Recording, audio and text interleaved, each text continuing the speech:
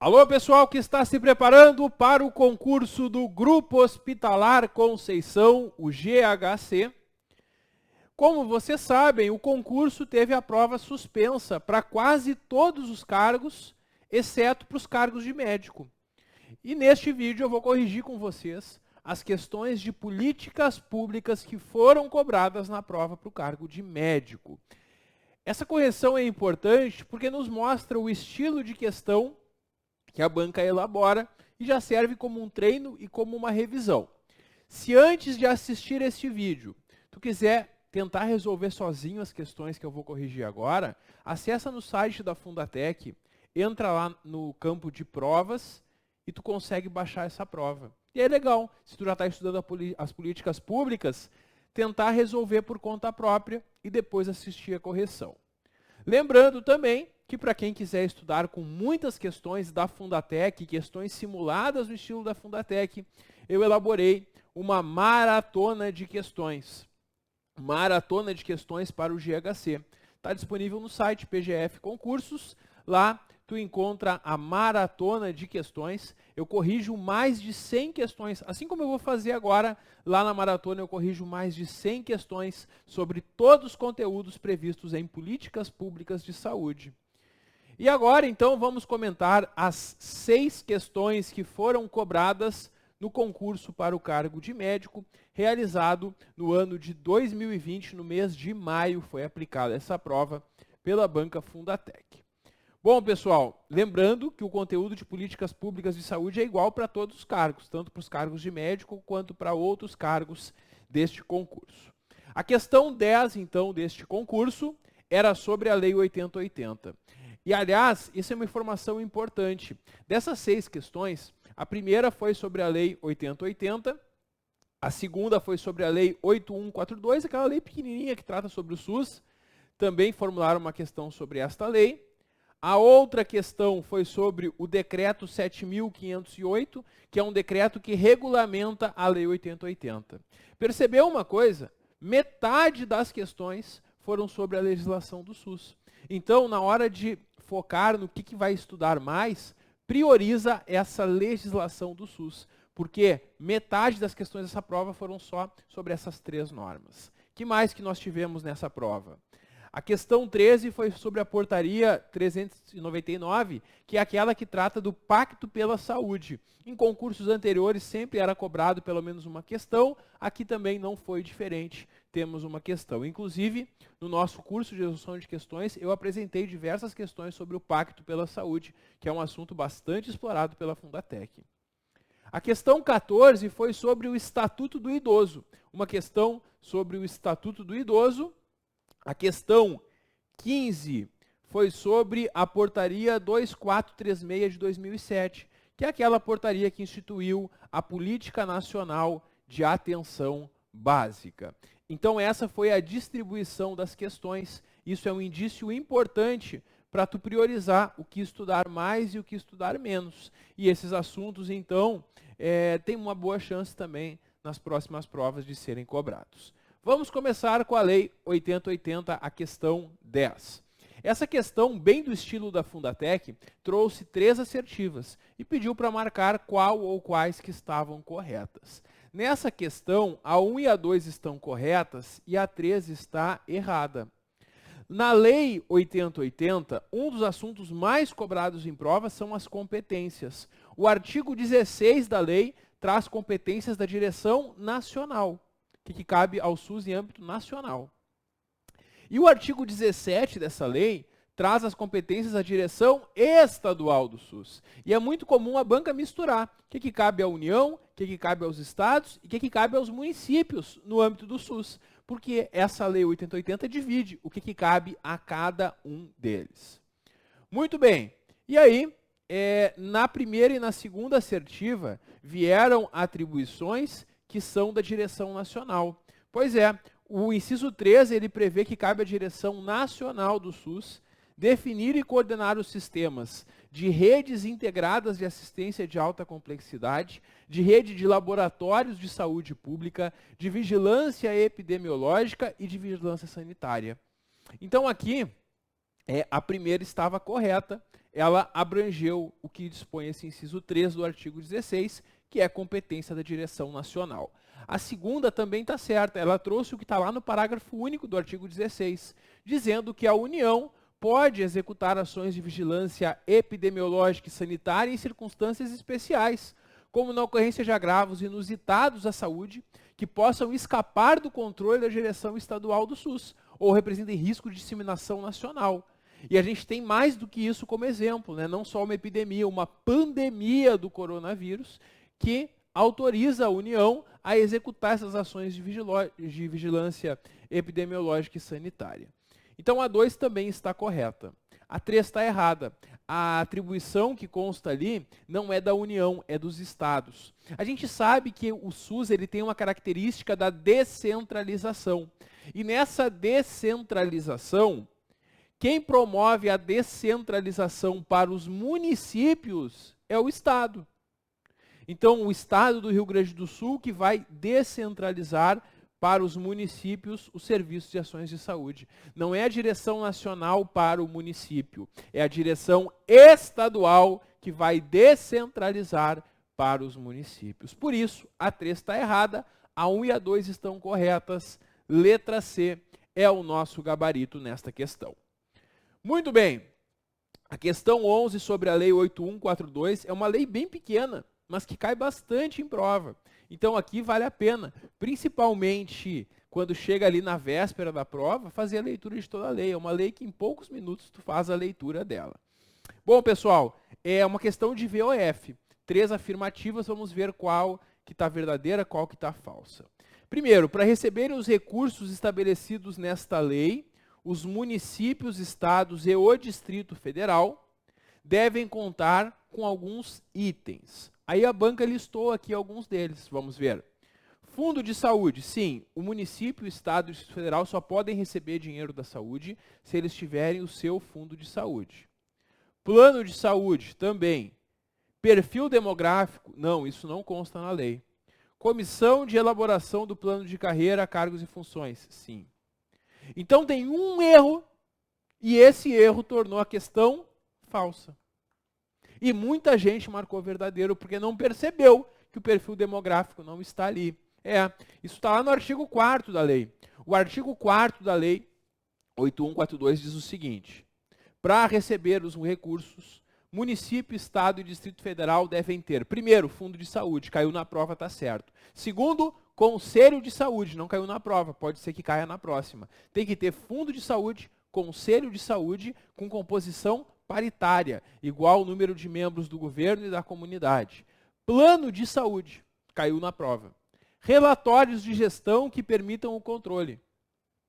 Contrapartida de recursos para a saúde no seu orçamento. Como assim? O município vai receber dinheiro público, dinheiro da União de Saúde, mas em troca ele também vai colocar dinheiro dele na saúde. Isso que é a contrapartida.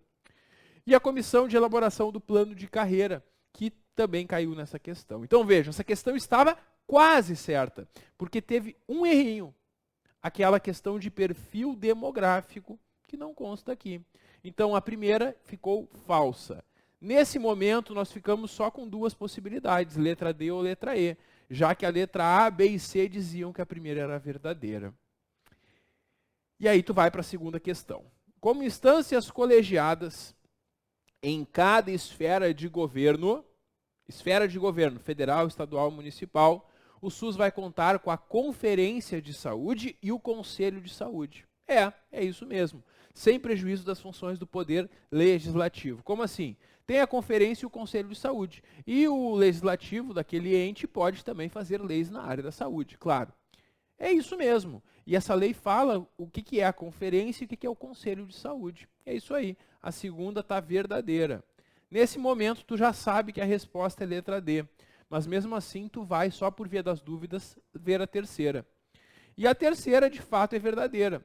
O Conselho de Saúde em caráter... desculpe, verdadeira não. Não.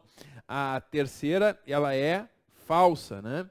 Porque diz ali, o Conselho de Saúde, em caráter permanente e consultivo, atua na formulação de estratégias e no controle da execução, não elaboração, da execução da política de saúde na instância correspondente. Até aqui estava praticamente certo, só tinha trocado a palavra elaboração por execução. Mas aqui tornou incorreto, porque diz salvo, e salvo quer dizer exceto, e não é o que diz na lei.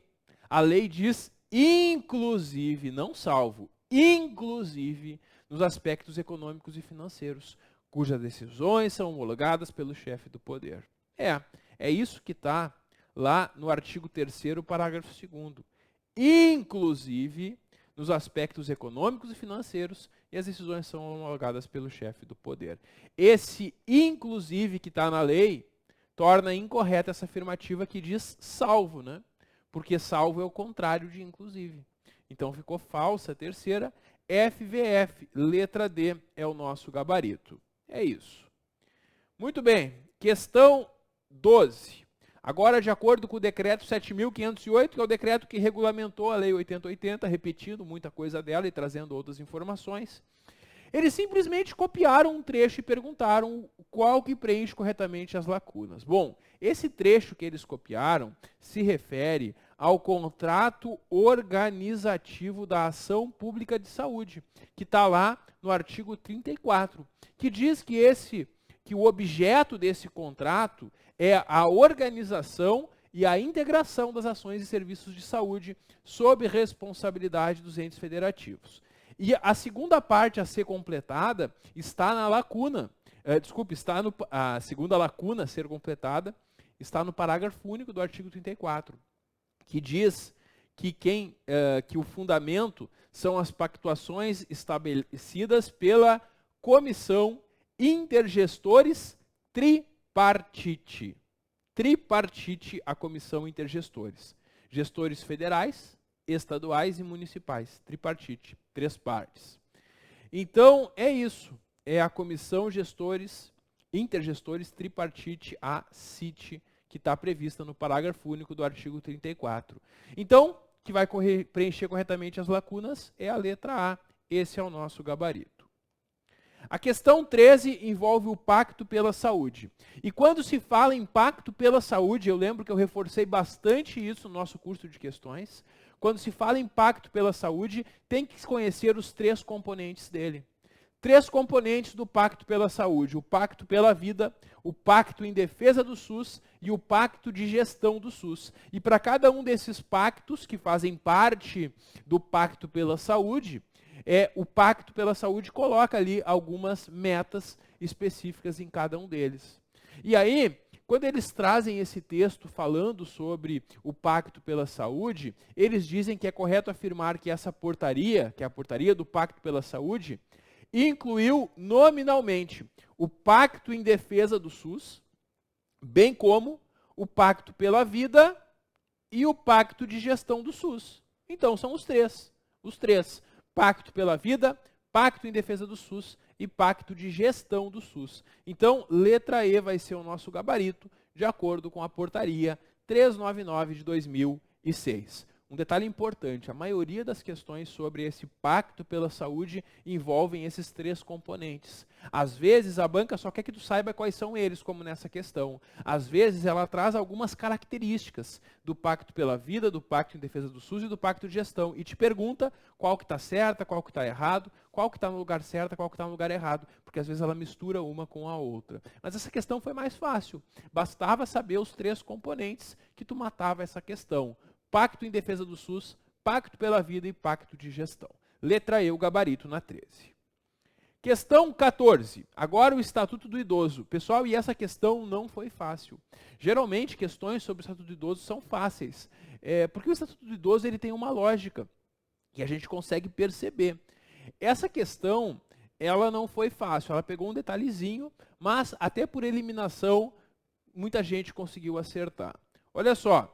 É para marcar a incorreta, então é para achar o erro. O que a banca fez? E a Fundatec faz muito isso. Ela copiou 4 dispositivos do Estatuto e pegou um 5º e alterou ele um pouquinho. Vamos ver.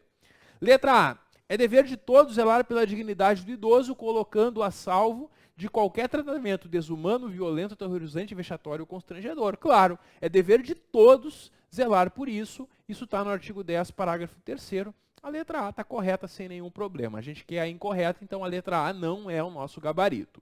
Letra B. é vedado exigir o comparecimento do idoso enfermo, doente, perante órgãos públicos, salvo na hipótese de interesse do poder público, bem como no caso de perícia médica do INSS.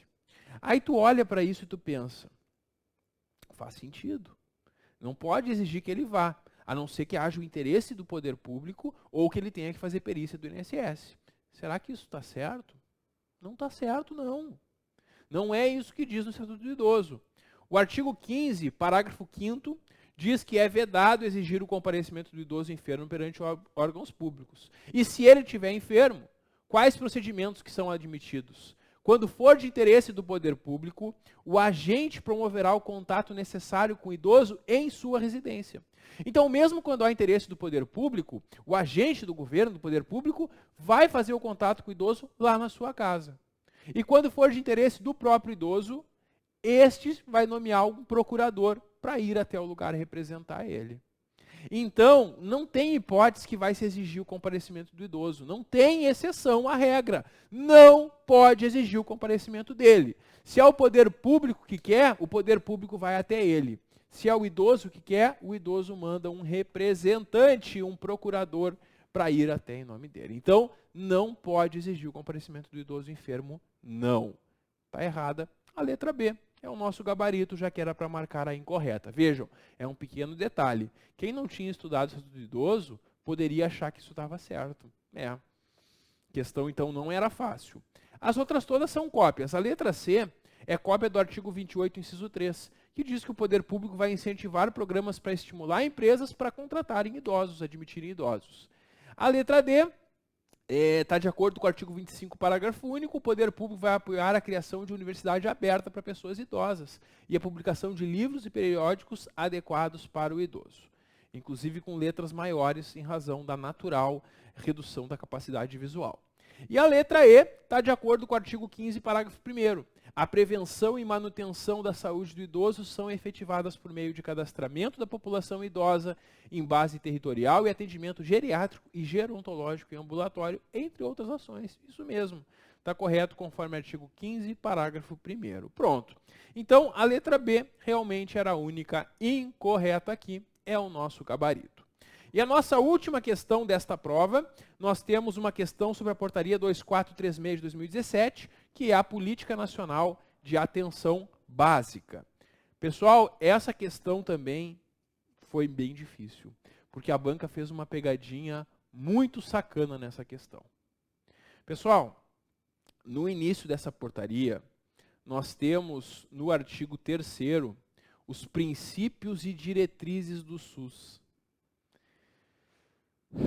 Princípios são só 3. Universalidade, equidade e integralidade.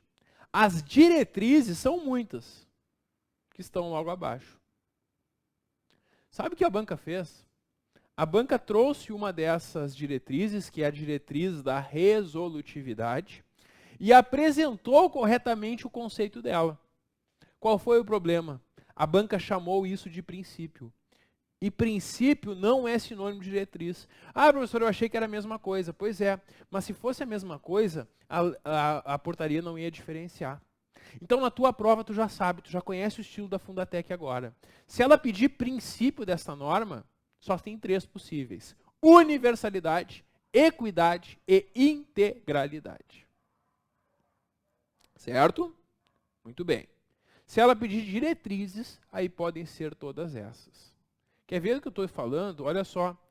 A primeira questão disse, são responsabilidades comuns a todas as esferas de governo planejar, apoiar, monitorar e avaliar ações de saúde básica. Está certo. Isso está previsto no artigo 7º dessa portaria, inciso 6. O artigo 7º tem uma lista de atribuições comuns a todas as esferas, federal, estadual e municipal. E essa é a do inciso 11, está correta. A segunda assertiva, que é a pegadinha. É princípio da atenção básica. Não, não é princípio. É diretriz da atenção básica a resolutividade. Capaz de resolver a grande maioria dos problemas de saúde da população.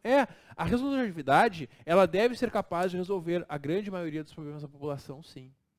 Mas ela não é um princípio, ela é uma diretriz. Então a 2 ficou errada. A 3 e a 4 estão corretas, né?